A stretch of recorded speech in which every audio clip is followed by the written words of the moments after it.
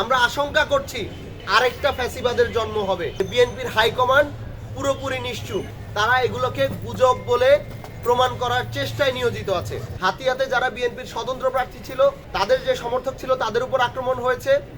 আমরা দেখেছি বাংলাদেশের অন্যান্য অঞ্চলে, বাগেরহাট, বরগুনা সহ অন্যান্য অঞ্চলগুলোতেও ঠিক একইভাবে স্বতন্ত্র প্রার্থী সহ বিভিন্ন যারা ভিন্ন মত ছিল তাদের উপরে আক্রমণ করা হয়েছে। আমাদের এটার যদি আপনারা আসলে রেফারেন্স চান যে এই আক্রমণগুলো আসলে কেন হচ্ছে, তাহলে আপনারা যে মঞ্জুরুল আহসান মুন্সির যে ভিডিওটা ইলেকশনের ঠিক আগ মুহূর্তে ভাইরাল হয়েছিল, সেই ভিডিওটা আপনারা আরেকবার দেখতে পারেন।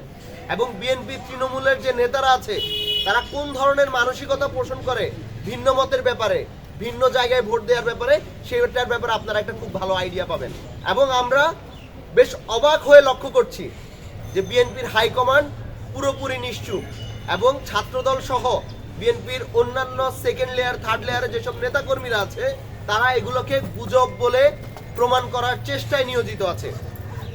তারা টোটালি এগুলোর কোনো ধরনের দায় নিচ্ছে না, বরং তারা পুরোপুরিভাবে এগুলোকে গুজব বলে, এগুলোকে দ্বিপাক্ষিক বলে, সংঘর্ষ বলে এগুলোকে ফ্রেম করার চেষ্টা করছে।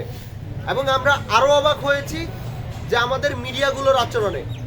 অনেকগুলো মিডিয়া তারা এই ধরনের হামলাকে সংঘর্ষ বলে প্রচার করার চেষ্টা করছে। বর্তমান সময়ে বিএনপিকে যেভাবে এইসব হামলা মামলা থেকে বিভিন্ন ধরনের তারা আক্রমণ করার পরে, দোষ করার পরেও, পাপ করার পরে তাদেরকে বাঁচানোর জন্য বিভিন্ন গোষ্ঠী যেভাবে উঠে পড়ে লেগেছে, আমরা আশঙ্কা করছি আরেকটা ফ্যাসিবাদের জন্ম হবে। এবং আমরা ভয় পাচ্ছি, কারণ আমরা জুলাই পরবর্তী সময়ে নতুন কোনো ফ্যাসিবাদ দেখতে চাই না, নতুন কোনো দানব দেখতে চাই না।